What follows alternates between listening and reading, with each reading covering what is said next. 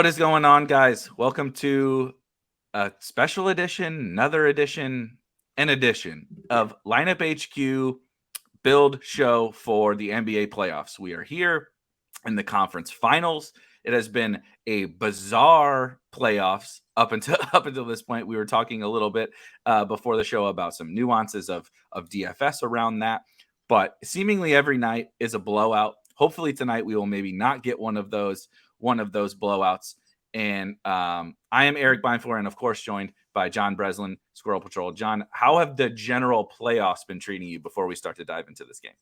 Yeah, it's been a good playoffs, but it seems like, especially since we got down to one game a night, like every game has been a blowout. But like the series is still close. It's just the teams go back and forth, Yeah. But like hopefully tonight's the night where we get a close game. But yeah, we got two good teams, and it's a good series, and it's the conference final, so it's exciting to see like how it's going to shape out. I think this matchup in particular is actually really fascinating because which turns into a really interesting like DFS showdown slate. But to me, you have I'm not sure even necessarily that you agree, so we'll see. But the Celtics are like the almost like perfectly constructed team for modern day basketball. It's a bunch of guys they're a bunch of long wing type players, right? Marcus Smart, when healthy, is like their smallest guy in their best lineup at 6'3", 200 something pounds. He was guarding Giannis at times, as the defensive player of the year. They have Al Horford, who has apparently found the fountain of youth. I want to know what that dude is eating and drinking every single day, because I need that. I need that. Robert Williams, when healthy, obviously Tatum, Brown, etc. They have this awesome constructed team for modern basketball, and their defense is just incredible.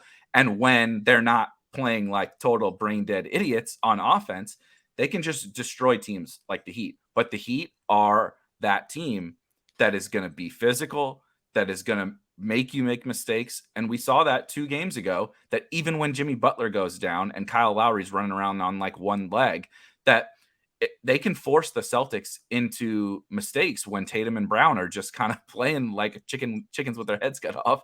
And that makes for a really fun scene. Miami is a little bit overmatched in general talent level, but they're overmatched all the time. And they were the 1 seed in the East. And so I don't know how you feel about just this general matchup before we dive into the showdown slate. Yeah, I mean, I think Boston's the superior team, but I mean, it hasn't always played out like that. No. And I'm surprised Miami's been so good, but they keep surprising people. And at some point, you can't be surprised anymore. Yeah, right. Yeah. Is it a surprise if they do it at like every game or every other game? I think we're just dumb then. That it shouldn't be a surprise. Right. But like, I mean, Boston, I would have thought like Boston, went in the top 2 or 3 teams in the league. Yeah. And I mean, they're in the conference finals. But I think Boston's probably going to pull it out. I mean, they're favored on the road here. You don't see that all the time. Like even last night, like Dallas down, I think 3-0 was favored at home. Boston's the favorite here. The 2 series are very different because, especially from like a single game showdown format, because in the other series, in the Golden State Dallas series, you have one player in Luka who's going to be by far the highest projected player. But this series, and then there's no injuries really to deal with. This series, we've had injuries every single night. We still don't really know who's going to be playing in this game. And there's no real dominant guy. Like it go between like Jason Tatum, Jimmy Butler. And then when you really start doing like the salary multipliers on DraftKings, everything gets out of whack because the players are so close on like a point per dollar basis. So it's an interesting single game format. Yeah, that's a really good point. And I think that's actually really important for making teams where, as last night, you have Luka, who, like you said, is going to project for like, I don't recall the exact number, but he's going to project for 10 points more than every single other player. And that includes a team that has Steph Curry on it, right? Yeah. Like he's just that dominant of a fan, especially like it's win or go home. He's going to play so many minutes and have to do so much, not that changes too much for him. But this series is not that. Obviously, for both teams, you have kind of an alpha, a 1A. But Jason Tatum is more of a 1A to a 1B Jaylen Brown. And even sometimes we've seen this Al Horford putting up his like 25 and 14 games in these playoffs. Marcus Smart had the one game he hit like 7 threes. It's a lot more nuanced on the Celtics side. Jimmy is for sure kind of the leader of the Heat, but he's not that Luka, right? I'm trying to think of the Giannis type superstar that's just going to go get 60 plus in these games. Frankly, he might be. He talked a little bit about that. He said he was fine. I don't think he's fine. I don't think you sit out halves or games. He missed a game last series in the playoffs, and he now missed a half in the conference finals. I don't think Jimmy Butler, knowing what we know about Jimmy Butler, would happen to him if he weren't like really actually hurt, is kind of my take, which then curtails into this. How are you handling the injuries? Got to be the biggest thing we got to talk about before we start talking about these individual players, right? Marcus Smart was out last game again. Robert Williams is questioned. They're both game time decisions tonight. And then we have the Jimmy injury. Kyle, like the Heat have everybody listed on the injury report. We expect them all to play, but Kyle Lowry's also looking hurt. How are you kind of factoring that into how you're thinking about the slate? Right. So, I mean, it's basically impossible. I mean, you got to be around at 8:30 to do the lineups. Because I think you can plan some stuff out, but I think you have to assume at this point that everybody's going to be in. And it's the opposite of my regular season thinking. Like, as soon as somebody's questionable during the regular season, it's the regular season. They're not going to play. Great point. But like, questionable means something totally different in the playoffs. And even doubtful, we've seen a few times now. I think throughout the playoffs, we've seen doubtful players. Embiid was doubtful and played. Yep. Yeah. And you don't see that during the regular season because there's no need for them to play. Playoffs, I mean, they got to play. So I think I'm assuming everybody's in, but I agree with the Heat in particular. I think it's actually really questionable. And I think the guys might be playing. I think Jimmy Butler is a good example where he might be playing, but he's not going to be as effective as he would be if he didn't have this actual injury. Yeah, I mean, look at this. Look, I'm pulling up his game log for the people watching. So he obviously had one of the best playoff performances of the year in game one to lead them to a win with 72 fantasy points on DraftKings. And then, he puts up a good game, right? 42 fantasy points in the next game.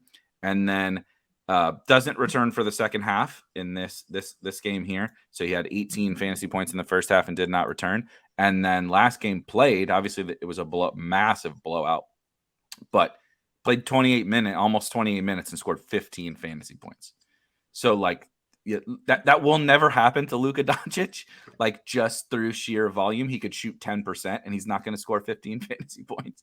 Like he could he could shoot 10%, turn the ball over 10 times, and he's not going to score 15 fantasy points in a game. He's still going to score 30 something or whatever. So like, it's a very interesting situation. I will reiterate your take on you absolutely have to be around because there's no way. I think you should project like we have here.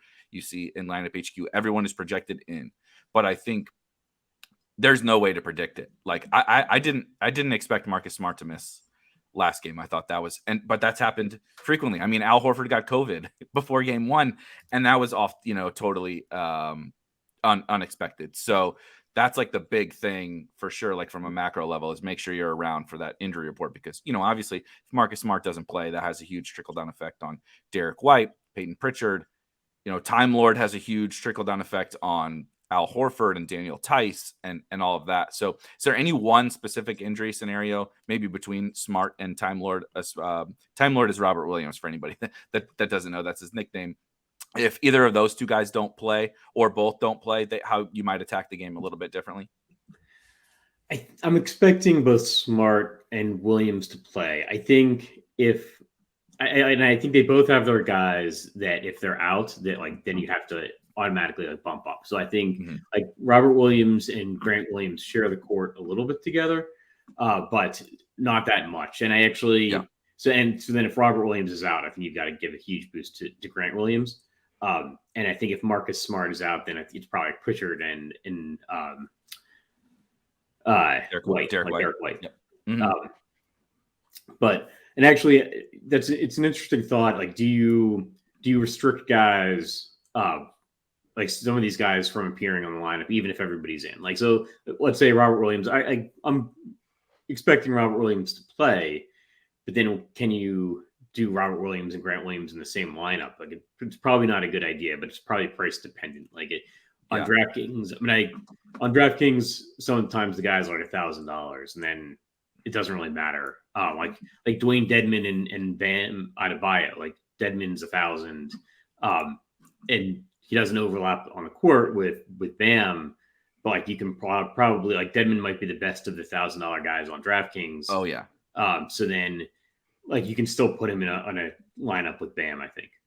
Yeah, I totally agree with that. Let's start actually down here because, it's easy to talk about Jason Tatum and Jimmy Butler and Jaylen Brown. Like everybody likes those guys when you start to make a Showdown team. Have you had any like takeaways during the playoffs so far in terms of, the projections get really good and the price gets really efficient. You reach the conference finals and then you reach the fourth game of the conference finals. Even these injury situations are often priced in, right? You see Peyton Pritchard and Grant Williams and Derek White, it is funny to me that Peyton Pritchard is higher priced than Derek White. So maybe that's an inefficiency, but like even those injury situations start to get priced in. How do you go about fitting if you want to fit Jason Tatum and Jimmy Butler and Bam and stuff in there? With, look at the minutes projection. Like Dwayne Dedman projects for 6 minutes. He is definitely, I agree with you, the best, true pure punt in the $1,000 range, but there's not a lot here, right? Even Gabe Vincent is 4,400. How are you viewing that bottom of the barrel and just like general roster construction? It's difficult. One of the things we're trying to do is avoid duplication as well.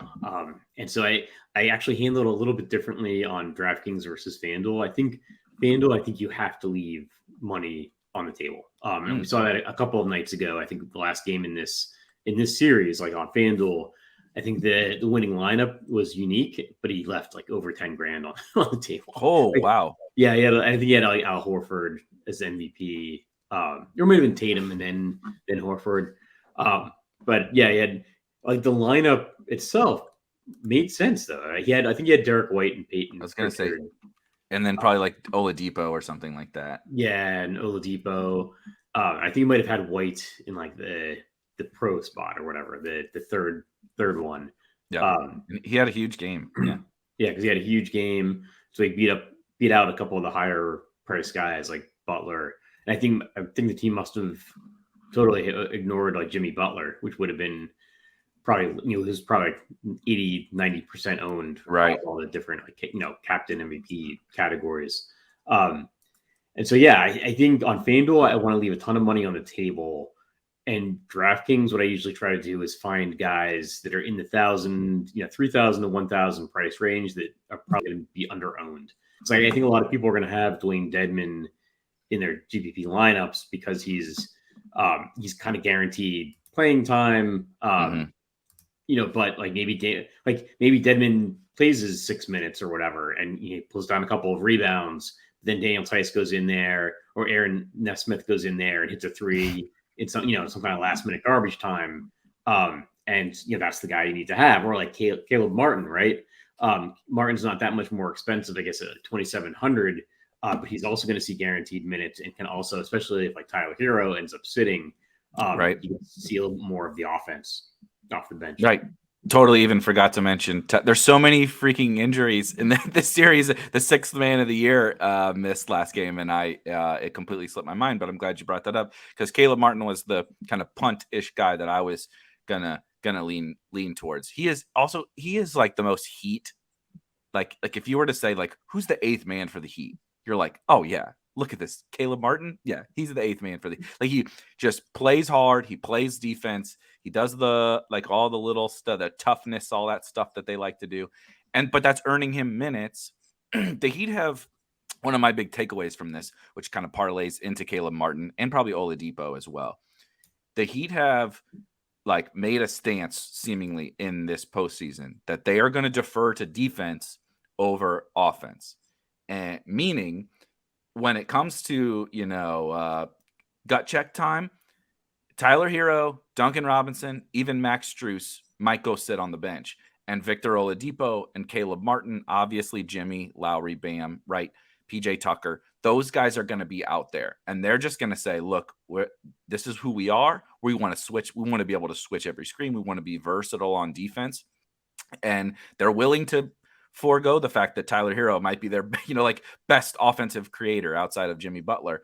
That's just the conscious decision they made. And as we see here, I know it's a little bit of a blowout for Caleb Martin, but even in games before that, we're getting upwards of 18 minutes or so out of him. And you never know how maybe he ends up closing the game. Maybe he hits a few threes and he closes over Victor Oladipo. And he's just absolutely the guy you have to have in 20 minutes. I don't think Dedmon has that in his range, right? It would take Bam insane foul trouble for Dwayne Dedmon to get to 15, 20 minutes. And so, I like, that's kind of an angle I like to take from like, kind of following the games.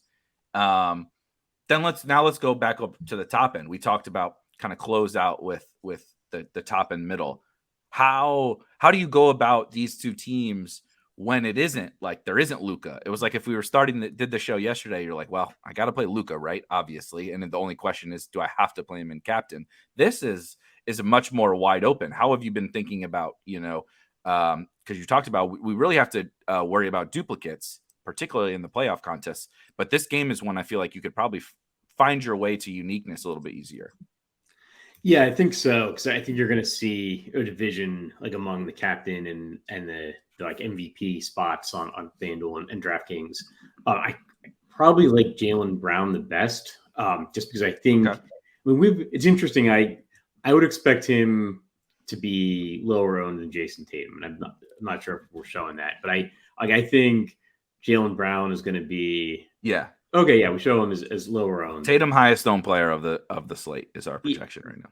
Yeah, so I like the idea of playing Jaylen Brown as like a direct pivot, where I think if Brown's getting a little more of the offense, then that's probably coming at the expense of Jason Tatum. Like I'm not going to fade Tatum by any stretch.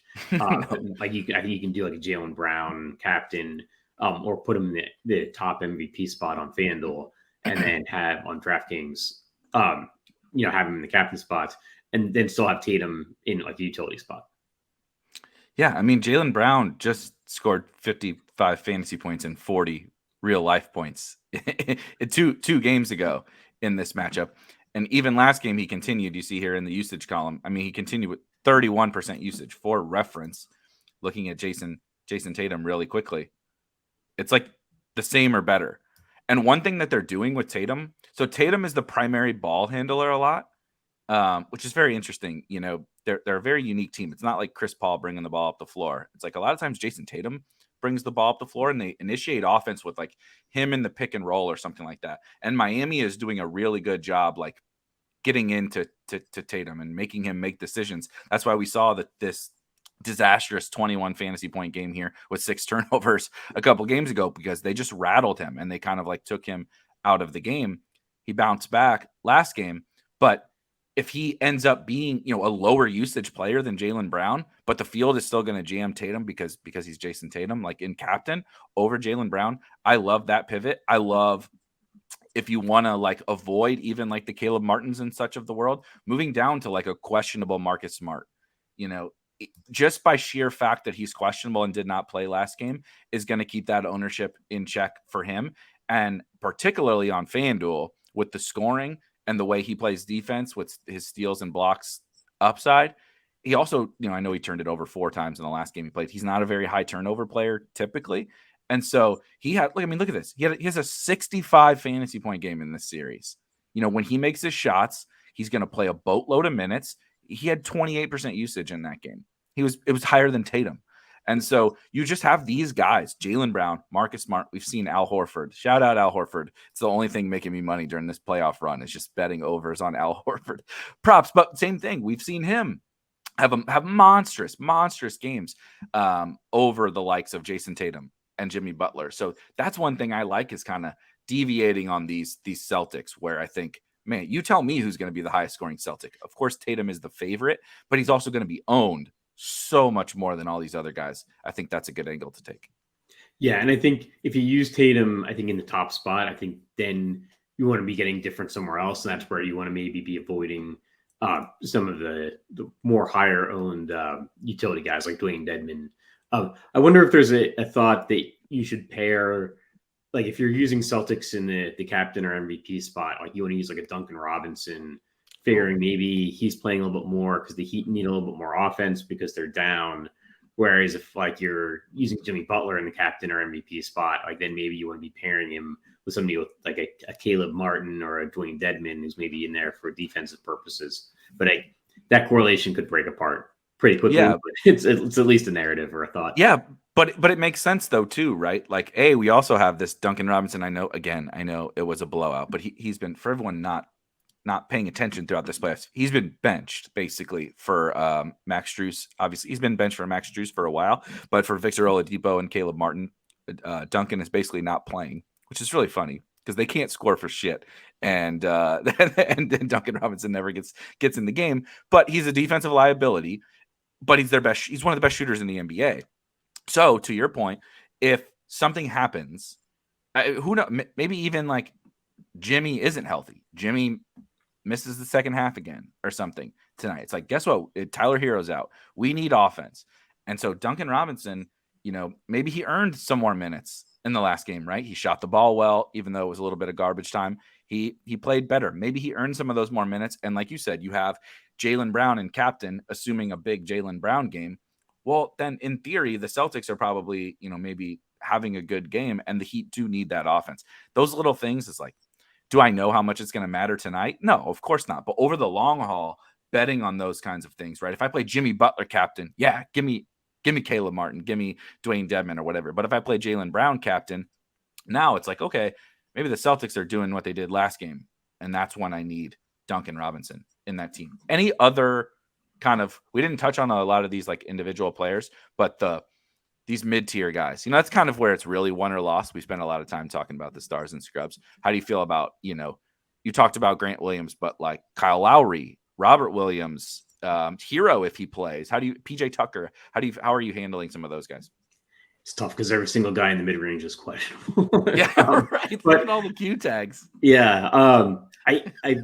I actually think there is some thought to going with some of the guys that are questionable, right? Like if Hero's in, then go with some Hero. Maybe I'm kind of assuming Kyle Lowry is going to play because he played last game. Maybe he's a little bit healthier, with a day to rest, like one additional day off the injury. So I think, you kind of have to, but I would go with some of the questionable guys, like in just whoever is in, and, it's going to be announced probably, half hour before game time when they announce starting lineups.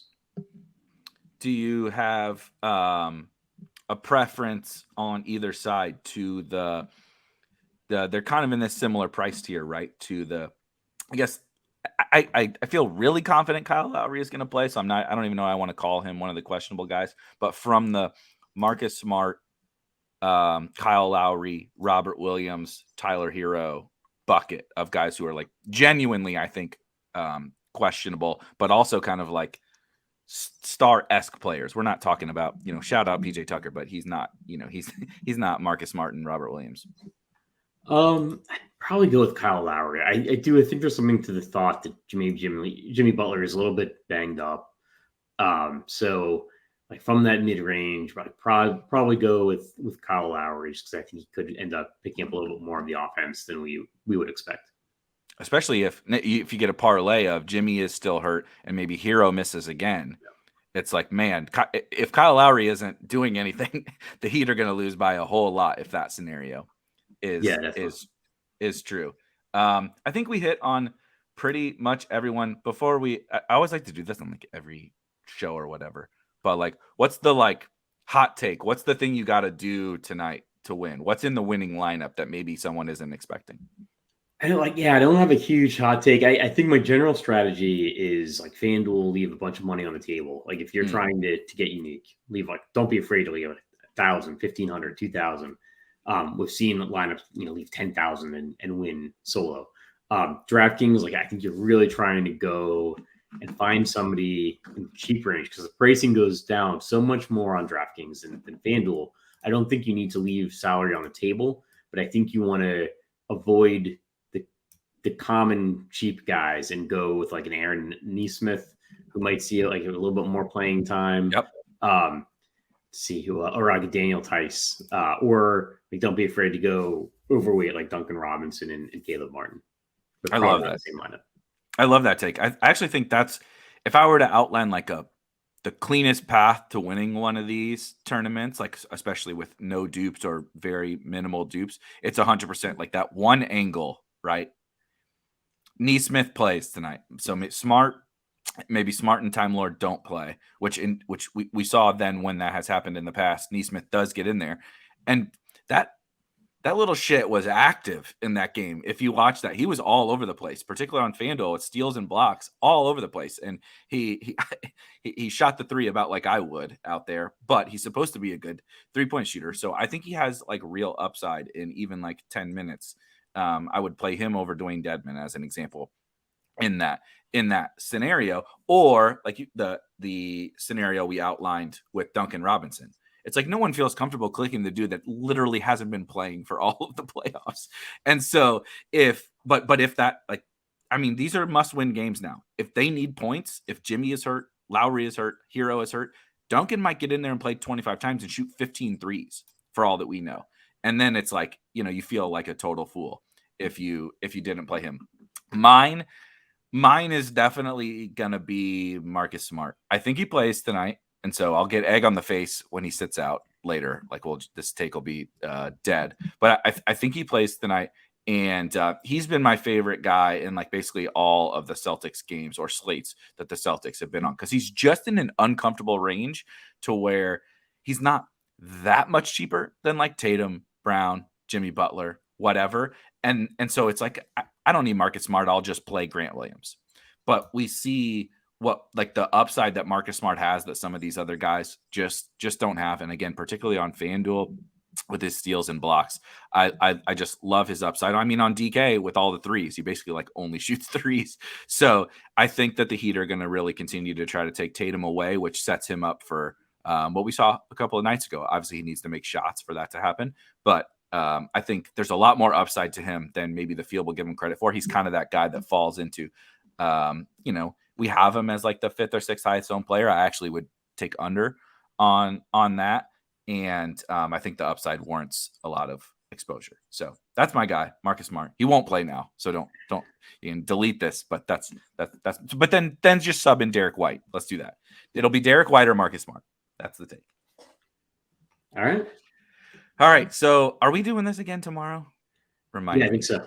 Okay. We'll be back. We will be back tomorrow with game 5 of Mavs and Warriors, which will be an incredibly different conversation than what we had today. But so for myself and for John and for producer Devin, who will do all the fun editing of this when we're done, we will see you guys tomorrow, and good luck.